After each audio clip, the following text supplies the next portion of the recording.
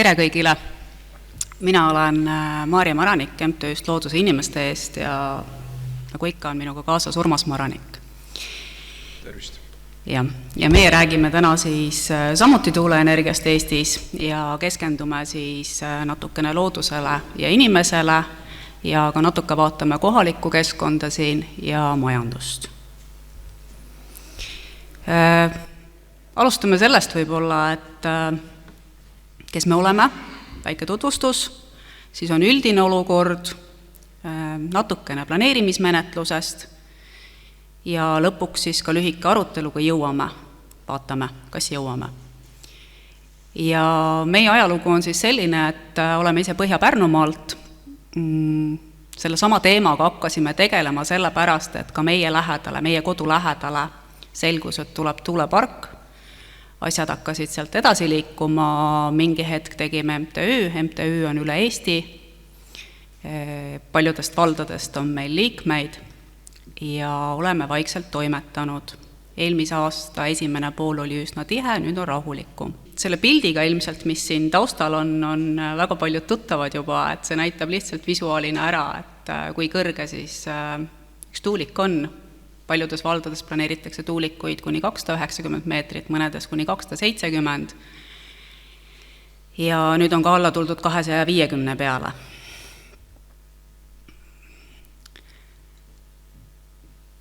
Väike mõttelõng sellest, et mis on meie staatus ja seis, meie Eesti seis, võrreldes siis Euroopa Liiduga.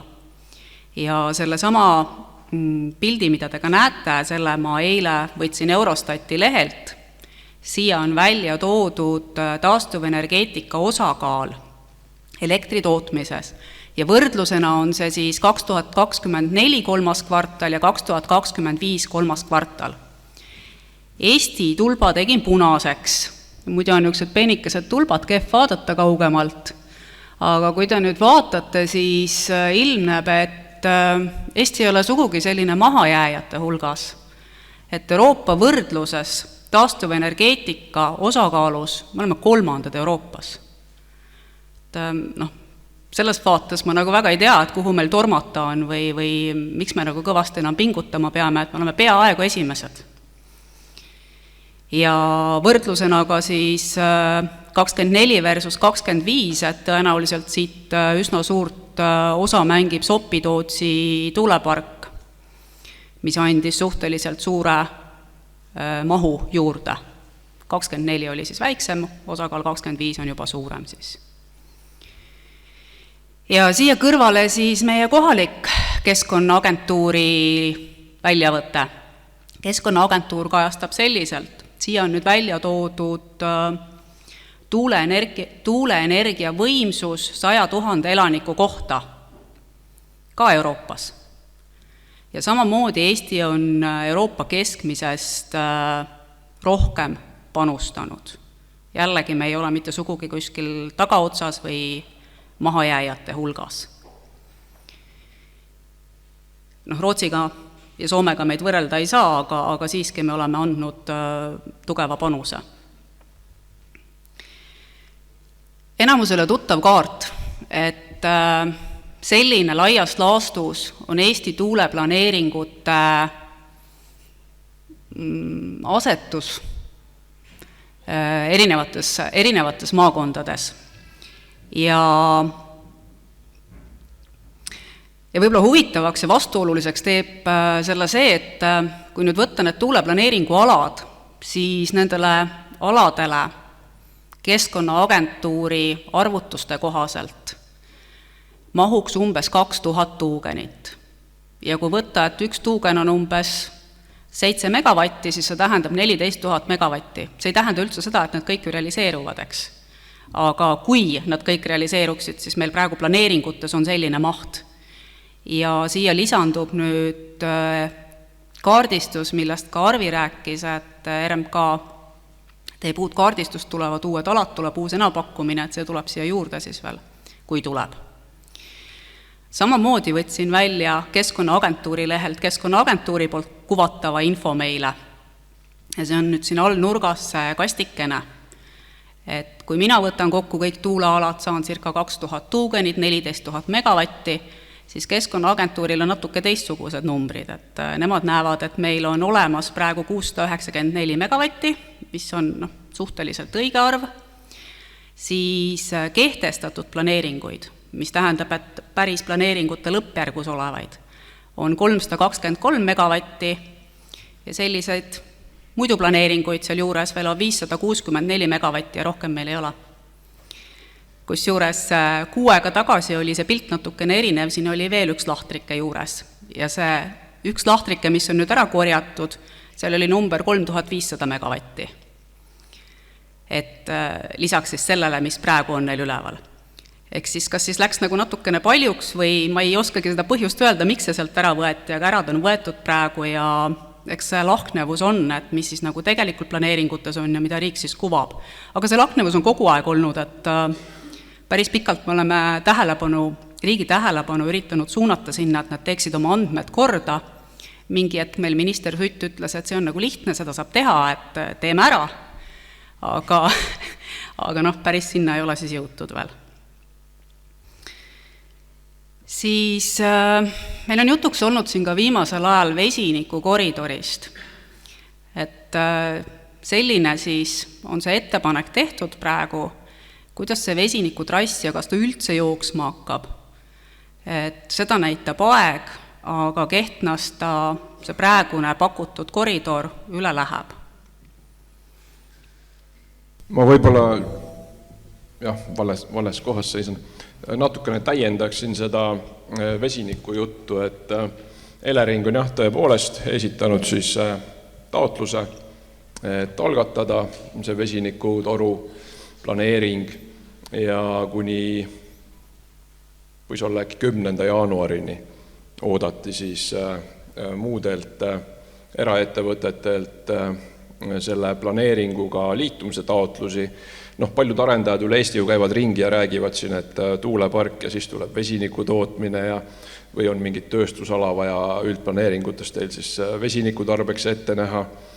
Ja tegin siis ametliku järelpärimise Majandusministeeriumi projektijuhile ja vastuseks tuli see, et 0 lisataotlust. Ehk siis see jutt, mis nagu üle Eesti räägitakse, on üks, aga reaalsus on kahjuks teine, et eraarendajad ei ole nende lisaühenduste väljaehitamisest siis hetkel ikkagi huvitatud. Planeeringute puhul siis tuleks lähtuda sellest, et meil on suurem planeering, väiksem planeering, veel väiksem planeering. Meie jaoks kõige suurem planeering on üleriigiline planeering Eesti 2050, millele sai mõni aeg tagasi veel oma arvamust avaldada. Ja täna siia sõites võtsin sealt välja ühe lõigu, see, mida te nüüd näete siin, on selles samas aruande eelnõus kirjas. Ja kummaline on see, et kui me nüüd erinevates valdades arendajate poolt antakse sisend ja info, et meil meeletult neid tuuleplaneeringuid vaja. Et see on väga oluline, me peame planeerima, peame tegema. Siis samal ajal ütleb üleriigiline planeering ja manitseb sellisele ettevaatusele veidikenegi ja räägib tasakaalustatud juttu. Ja tasakaalustatult on kirja pandud siia, et taastuvenergia arendusalad võivad oluliselt kujundada maastiku kasutust ja elurikkuse ruumilist mustrit. Ilmselgelt me teame seda, et suured maastikuelemendid kujundavad maastiku kasutust. Aga kui te loete kohalikku KSA-d või loevad teiste valdade inimesed kohalike KSA-d, siis seda väga seal välja ei tule, et tundub nagu, et kõik on leevendatav ja kompenseeritav. Samamoodi on kirjas üleriigilises planeeringus, et tuuleparkide kumuleeruv mõju võib olla probleemiks. Ja see kumuleeruv mõju kindlasti ongi probleemiks ja me ei ole sinnamaani veel jõudnud, et seda ka mõõdetakse. Välja arvatud väljaspoolt sisse tellitud mõõtjad. Aga meie oma riik sellega siin ei tegele. Ja samamoodi on märgitud, et koosmõju võib kaasa tuua märkimisväärse ebasoodsa mõju, mis on kõik, inimestel on see loogiline ja mõistlik ja arusaadav. Aga jällegi lugedes meil planeerimisdokumente, siis sealt selliseid lauseid ei tule ja planeerimisdokumendid sellele järeldusele ei jõua. Siin võib-olla, jah, oleme vist jälle vales kohas. Üleriigilise planeeringu puhul tahaks täiendada seda, et on mitmes kohas planeeringu dokumentides välja toodud põhimõte, et võimalusel me uute arenduste jaoks siis uusi looduslikke alasid kasutusele ei võta, kasutame niinimetatud siis pruunalasid ja olemasolevaid juba inimmõjuga alasid. Aga tundub, et see vist taastuvenergia planeerimisele väga kehtida ei taha. Ja teine mõte, mis ma tahan siia juurde lisada, on Majandusministeeriumis Soraineni advokaadibüroo analüüsi põhjal siis küpsenud värske idee luua teiste riikide eeskujul niinimetatud ekspressrada strateegiliste investeeringute jaoks. See on siis suurusjärgust 40 miljonit eurot või rohkem ja sinna alla kuuluvad ka siis taastuvenergia projektid, mis hõlmavad salvestust. Aga mis on selle asja nii-öelda negatiivne või varjukülge, mis minu jaoks sellise ohulambi põlema pani, on see, et keskkonnamõju väga ei taheta hinnata. Et kui alguses arvatakse, et kui tõepoolest ikka mingi oluline mõju võib olla, hea küll, siis me teeme selle keskkonnamõju hindamise. Aga kui me eelhindamise käigus leiame, et olulist mõju võib-olla ei olegi, siis jäetakse see tegemata. Ja ekspressraja mõte on see, et kogu paberimajandus saaks korda 12 kuuga. Aga kahjuks ei piirdu ainult sellega. Tööstusalad kui sellised on ju omavalitsuste üldplaneeringutes märgitud, nii nagu nad omal ajal on koostatud. Aga ekspressraja raames tahetakse ettevõtjatele anda nii-öelda vabad käed, ehk siis kui ettevõtja leiab enda tegevuseks sobiva koha, mis küll ei ole ühelgi tööstusalal, siis ka sel juhul on võimalik seda ekspressraja menetlust rakendada. Ehk siis põhimõtteliselt kellelgi tuleb pähe mõte, teen nüüd selle tuulepargi või päikesepargi koos akuga sinna kohta, kus mul meeldib, panen näppu kaardile, ütlen, see maksab 40 miljonit või rohkem ja Keldo annab mulle rohelise tule. Eks siis siin ongi anomaalia, et meil on nagu planeerimisdokumendid, mis lähevad lahku, et ühest küljest meil on üleriigiline planeering, mida koostatakse, mis ütleb ühte ja samal ajal ministeeriumitest tulevad teistsugused dokumendid, mis nagu suunavad teisele poole hoopis.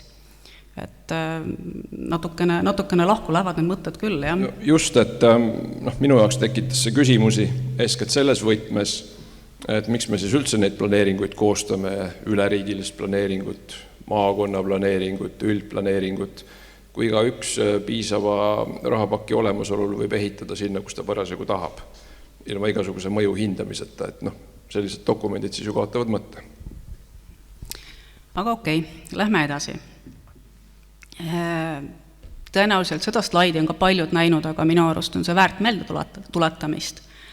Et kui tulla tagasi selle varasema slaidi juurde, kus olid peal kõik Eesti planeeringud, siis selle põhjal oleme teinud ka kokkuvõtte, et milline osa nendest tuulepargi planeeringutest asub metsamaal. Ja kui võtta nüüd Eesti keskmine, siis praegu planeeritavatest tuuleparkidest asub metsamaal 75% umbes.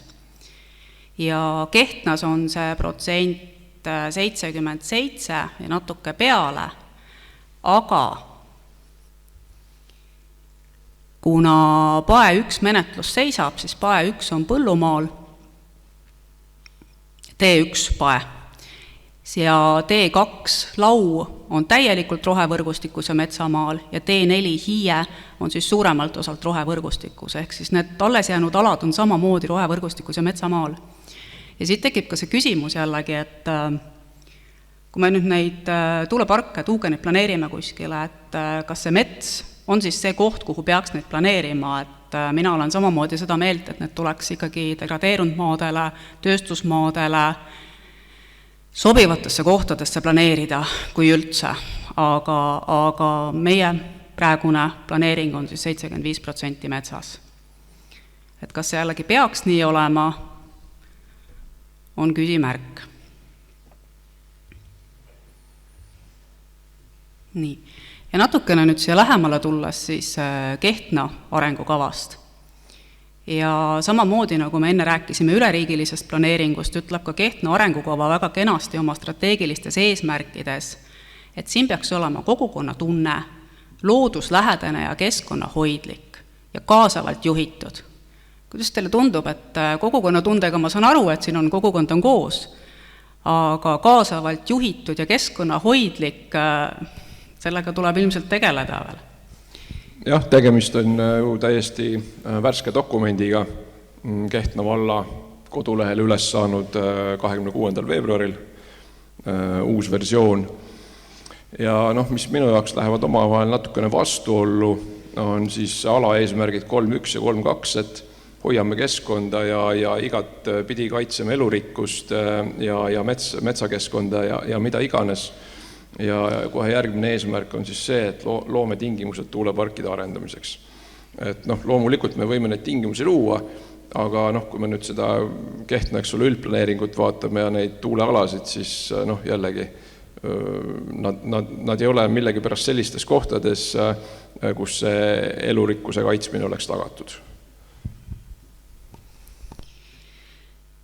Ja võib-olla väga põgusalt siis sai ka räägitud või mainitud planeeringutest üldiselt, et üleriigiline planeering, maakonna planeering, kohalik planeering ja siis üldplaneering ja kui üldplaneeringus ei ole alad märgitud, siis tulevad eriplaneeringud.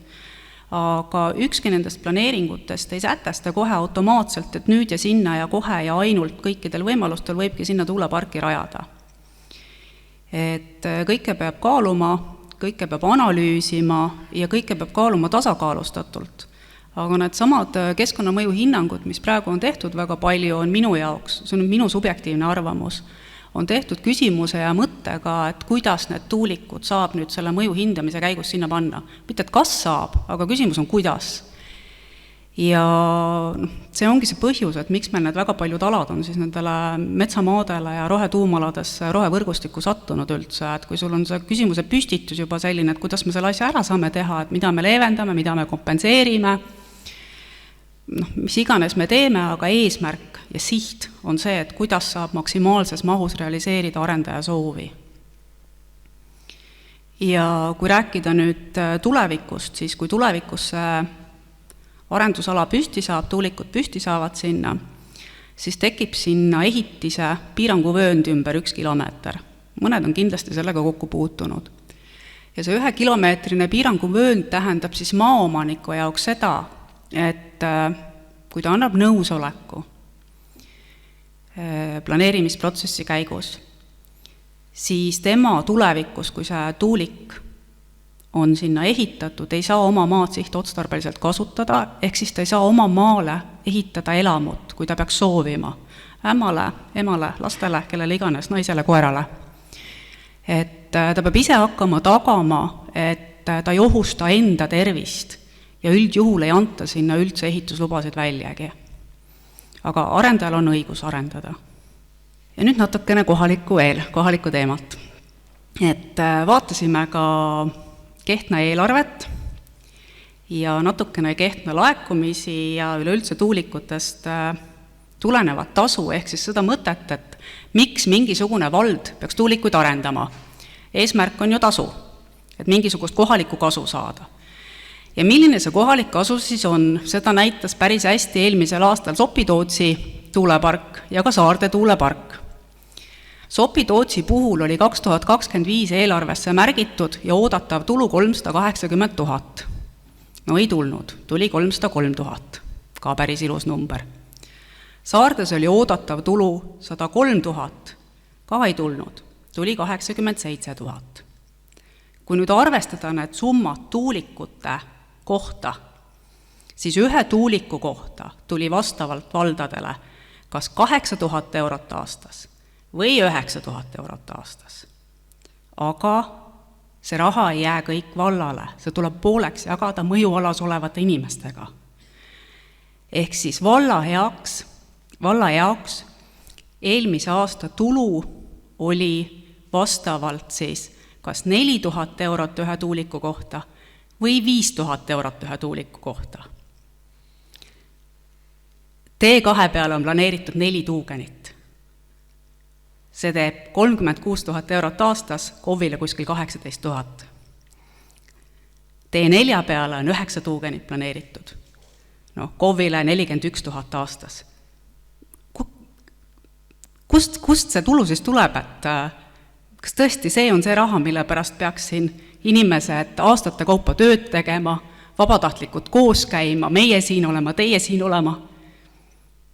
Valla eelarve on 13 miljonit ja me räägime siin 60 000 aastas.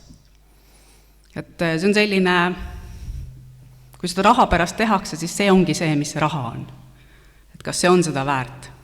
Jah, kui nüüd vaadata puhtalt numbreid, siis see tulumaksunumber on Statistikaameti andmete järgi arvutatud siis Kehtna valla brutotöötasu, keskmise brutotöötasu pealt, ehk siis üks Kehtna valla töötaja, palgasaaja toob valla eelarvesse 2416 eurot aastas.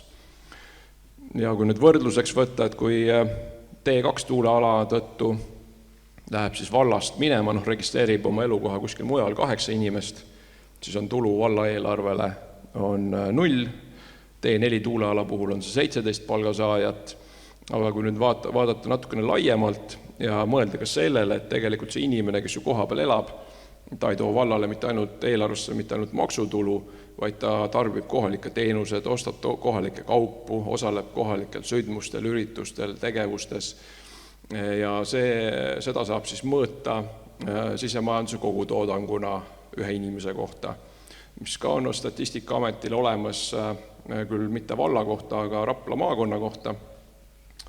Ja kui nende numbrite järgi siis natukene võrrelda, siis see SKT oli umbes 16 500 eurot ühe elaniku kohta. Sinna hulka kuuluvad siis kõik pensionärid, imikud, koolilapsed. Seal ei ole vahet, kas ta käib tööl või mitte.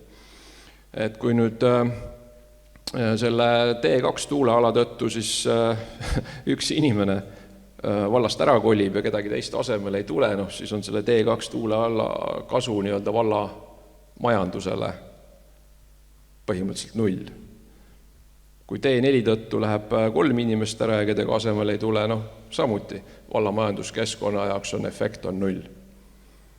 Et siin tekib nagu väga tugevalt küsimus selles, et on küll keskkonnatasude seadusega see riiklik hüvitis ette nähtud, aga see on nii marginaalne, et see ei muuda midagi.